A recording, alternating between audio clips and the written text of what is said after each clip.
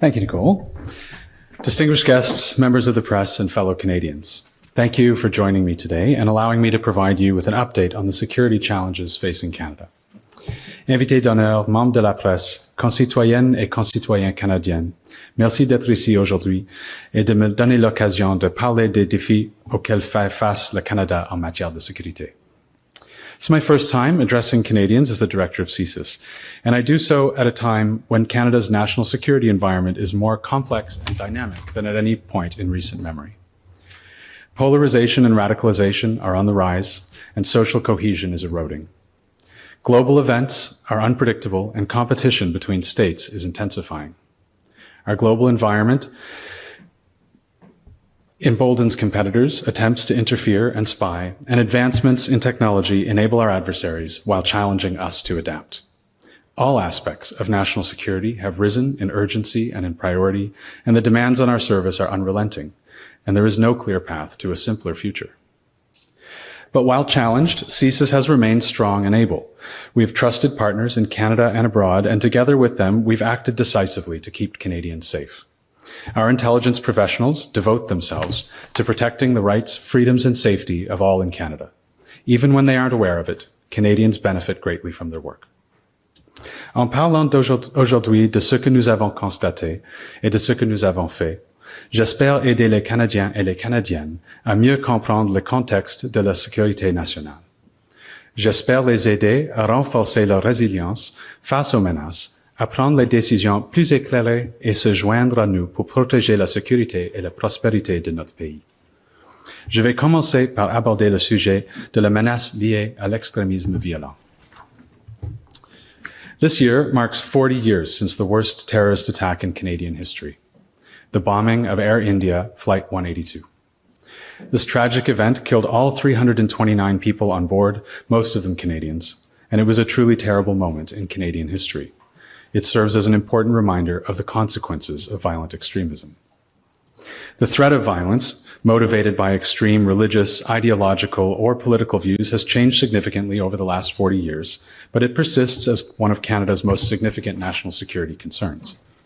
Today's violent extremists are motivated by an increasingly diverse, often personalized set of extreme beliefs, including xenophobia, accelerationism, nihilism, anti-Semitism, misogyny, extreme interpretations of religion, and more. Increasingly, violent extremists with these different ideologies find common causes through their shared targets. They find inspiration and motivation in the events and trends that polarize society or cause them to lose hope for the future. And they easily access and amplify content online that radicalizes them and reinforces their view that violence is justified to achieve their extremist goals. Worryingly, nearly 1 in 10 terrorism investigations at CSIS now includes at least one subject of investigation under the age of 18. En août 2025, une personne d'âge mineur a été arrêtée à Montréal parce qu'elle aurait planifié un attentat au nom de Daesh. In May 2025, a 15-year-old Edmonton area minor was arrested for terrorism-related offense as RCMP investigators feared they would commit serious violence related to COM764, a transnational violent online network that manipulates children and youth across widely accessible online platforms. And only a few kilometers from this room, in late 2023 and early 2024, two 15-year-olds were arrested in Ottawa for allegedly conspiring to conduct a mass casualty attack targeting the Jewish community in Canada's capital. Clearly, radicalized youth can cause the same harms as radicalized adults. But the societal supports for youth may help us catch radicalization early and prevent it. This is why CSIS joined the RCMP and our intelligence partners from the United Kingdom, the United States, Australia, and New Zealand in releasing a joint public report in December 2024 highlighting the evolving issue of young people and violent extremism. It provides advice to parents, guardians, and others with information to help them identify early concerns and address youth radicalization before it's too late. Fortunately, only a small number of youth or adults with extreme views resort to violence. But when they do, the consequences are devastating. Since 2014, there have been 20 violent extremist attacks in Canada, resulting in 29 deaths and at least 60 victims injured. Ces résultats tragiques auraient été plus élevés si le SCRS et nos partenariats nos partenaires chargés de l'application de la loi n'avaient pas pris de mesures de perturbation. Since 2022, CSIS has been involved in the disruption of no fewer than 24 violent extremist actions, each resulting in arrests or terrorism peace bond charges. For example, in 2024, CSIS played an integral role in the disruption of two Daesh-inspired plots. In one case, a father and son were allegedly in the advanced stages of planning an attack in the Toronto area. In another, an individual was arrested before allegedly attempting to illegally enter the United States to attack members of the Jewish community in New York. In these examples, and in many others I can't discuss publicly, our counterterrorism teams have partnered with law enforcement to save lives. They worked hard, day and night, and I'm deeply proud of their dedication. I hope that Canadians feel safer because of their ongoing efforts and because of their regular success. Cela dit, l'érosion de la cohésion sociale, l'augmentation de la polarisation et les événements importants qui se déroulent dans le monde constituent un terreau fertile pour la radicalisation. Et de nombreuses personnes qui choisissent la violence se radicalisent exclusivement en ligne, par elles-mêmes. Ces personnes utilisent la technologie pour agir en toute confidentialité et en tout anonymat, ce qui nuit à la capacité de nos enquêteurs de suivre la cadence et de déceler et prévenir les actes de violence. C'est notamment pour cette raison que la lutte contre l'extrémisme violent demeurera une partie importante de notre travail, bien qu'elle représente maintenant moins de la moitié de nos efforts. L'année dernière, l'enquête publique sur l'ingérence étrangère et le travail de la juge Hogue ont aidé la population canadienne à mieux comprendre comment les États étrangers ont tenté de s'ingérer en secret dans les processus et les institutions démocratiques du Canada. This past spring, Canada held its 45th general election, during which CSIS focused our efforts to identify foreign interference and take action to counter it. As the chair of the Security and Intelligence Threats to Elections Task Force, CSIS coordinated our country's security and intelligence response and supported an independent panel of senior public servants in monitoring threats to the election. We applied the lessons learned from past experience, Justice Ogue's report, review bodies and others to do this work better and more transparently than ever.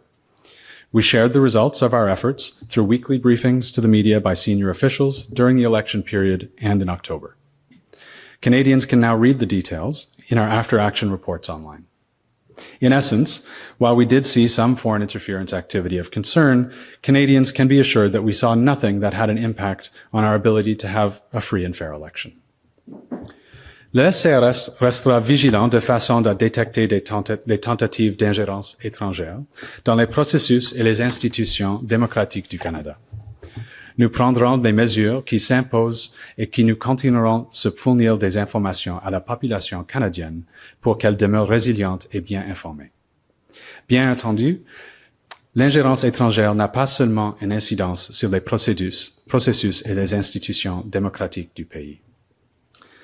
Canada is a country that thrives in its diversity and guarantees the individual rights and freedoms of all within its borders. And when foreign states don't share our respect for these rights and feel threatened or embarrassed by the lawful activity of individuals in Canada, they sometimes resort to direct intimidation, influence, or reprisal. We refer to this as transnational repression. Transnational repression disproportionately targets human rights and political activists, journalists, and others in cultural, ethnic, and religious groups. We've observed this in Canada in the form of surveillance, in the spreading of false and discrediting information, extortion, the threatening of loved ones abroad, and at its most extreme, threats to safety and life.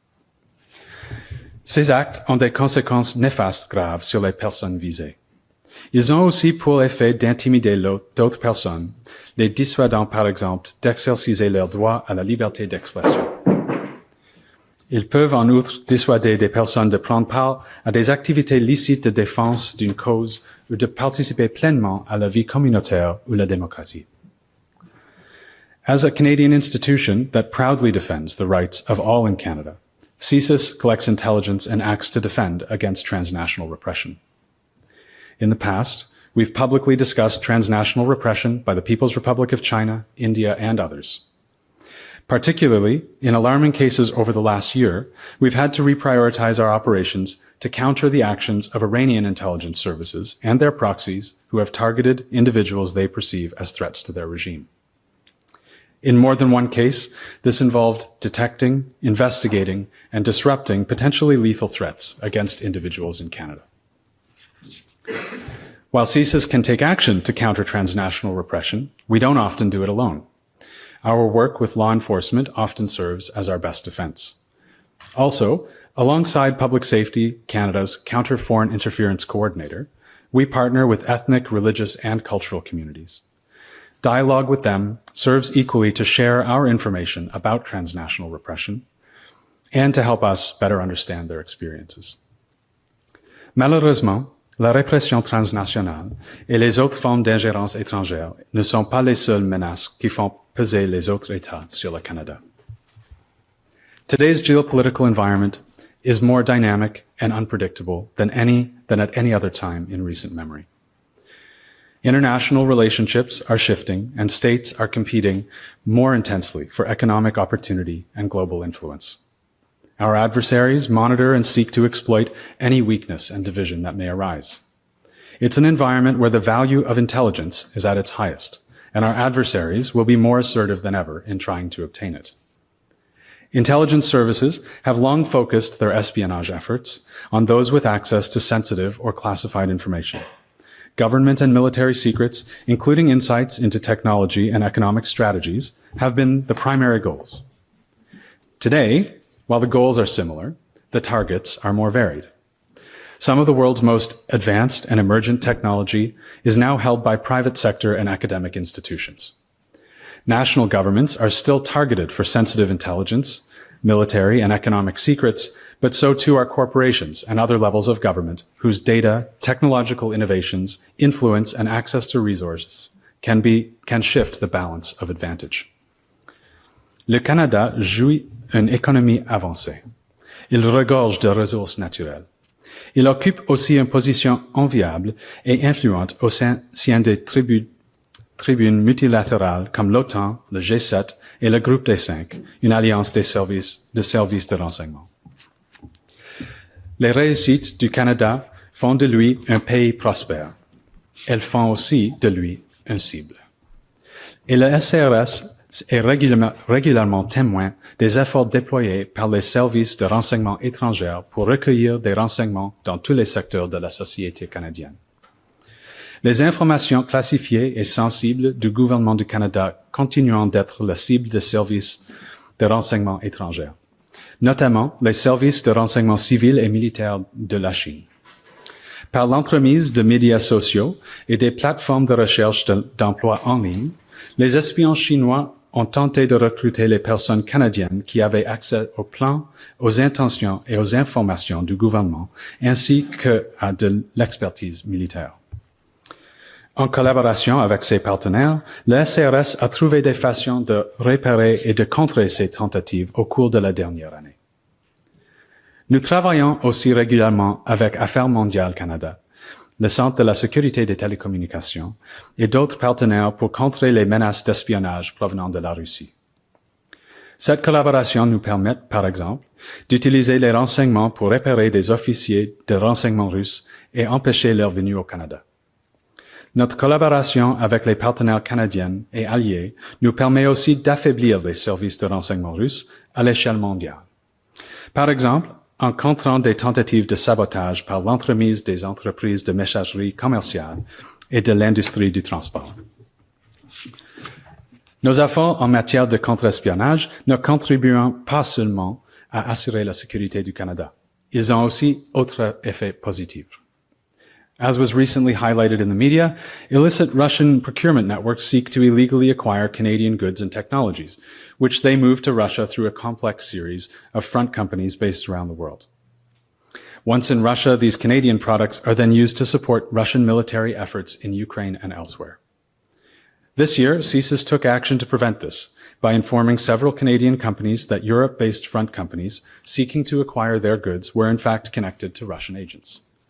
These companies not only took immediate action to deny the Russians their success, but they also expressed gratitude and interest in working together to counter any future Russian activity.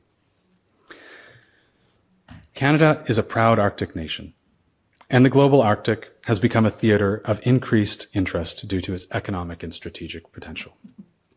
Non-Arctic states, including the People's Republic of China, seek to gain a strategic and economic foothold in the region. Russia, an Arctic state with a significant military presence in the region, remains unpredictable and aggressive. Both of these countries, and others, have a significant intelligence interest in our Arctic, and those who influence or develop its economic or strategic potential. It's no surprise, then, that CSIS has observed both cyber and non-cyber intelligence collection efforts targeting both governments and the private sector in the region. So what are we doing?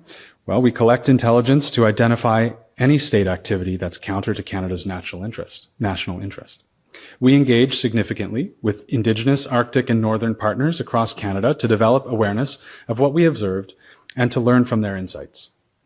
In essence, we're positioning ourselves to partner and defend Canada's interests whenever it becomes necessary. For example, we've provided Inuit and territorial governments with information that empowers them to take into account national security interests as they make decisions about economic and research opportunities with foreign companies and investors. Les modifications apportées à la loi sur le SCRS l'an dernier ont facilité ces démarches et nous avons l'intention de poursuivre sur cette lancée au cours des années à venir. De plus, nous ne sommes pas limités au Nord. Partout au Canada, nous sommes efforcés de renforcer nos relations avec le secteur privé, le monde universitaire et les autres paliers de gouvernement pour les sensibiliser à l'espionnage et les aider à se protéger. Par exemple, nous avons collaboré avec le Conseil canadien des affaires, la Chambre de commerce du Canada et d'autres organisations, et nous avons l'intention de miser sur ces partenariats pour aider à garantir la sécurité économique du Canada. J'ai fait un survol des menaces actuelles en matière d'extrémisme violent, de l'ingérence étrangère et de l'espionnage, mais j'aurais pu vous en présenter bien d'autres. Foreign governments will continue to manipulate and propagate information in their interests. The threat of hostile, hybrid, and cyber operations against us continues to rise. And the nexus between criminal groups and state actors challenges traditional definitions and complicates our efforts to respond. It will be important for CSIS and its national security partners to work closely together to understand the intentions and activity of foreign states when they act against our interest, and to ensure our response uses the full range of government options. En raison des avancées technologiques, notamment l'intelligence artificielle, les méthodes employées par les États et les acteurs étrangers hostiles sont beaucoup plus sophistiquées. At the same time, Canada's data increasingly resides in the hands of foreign governments and the corporations in their jurisdictions. This arms states who may choose to act against Canada's interests with new ways to weaponize data and information. In response, CSIS will be challenged to adopt technology and use data in new and more significant ways to keep Canadians safe and to secure an advantage for Canada. I understand that what I've covered today is concerning, but my intent is not to alarm. I want to reassure Canadians that CSIS and the rest of Canada's security and intelligence community is here and working tirelessly in their best interests. As the threats shift and evolve, CSIS will continue to prioritize deliberately and ruthlessly and become comfortable with an extraordinary pace of change. Le gouvernement devra relever les défis qui s'offrent à lui et s'efforcer d'obtenir des avantages dans le cadre de ses relations internationales, qui deviennent chaque jour plus complexes. À cet égard, le SCRS jouera un rôle de soutien important et indispensable, car ces renseignements serviront les intérêts nationaux du Canada et aideront à garantir sa souveraineté. Our many trusted intelligence relationships with partner services across the globe will allow us to cooperate to defend our shared interests. Our ability to act against and to engage with competitors and adversaries will give the government options to address security challenges whenever necessary. And as you've heard today, our environment provides real and significant challenges for CSIS. But in my first year as director, I've been continually reminded of one of our greatest advantages. The people of CSIS are passionate and capable. They are deeply proud to serve Canada and have dedicated themselves to defending the rights, freedoms, and way of life that define what it is to be Canadian. As their director, I am proud of their tireless devotion and service of all Canadians, even when their most significant work is often not known and recognized outside of our walls. I hope that Canadians will join me in taking pride in their work and take comfort in CSIS's able and steadfast efforts to keep them safe and prosperous. Thank you. Merci.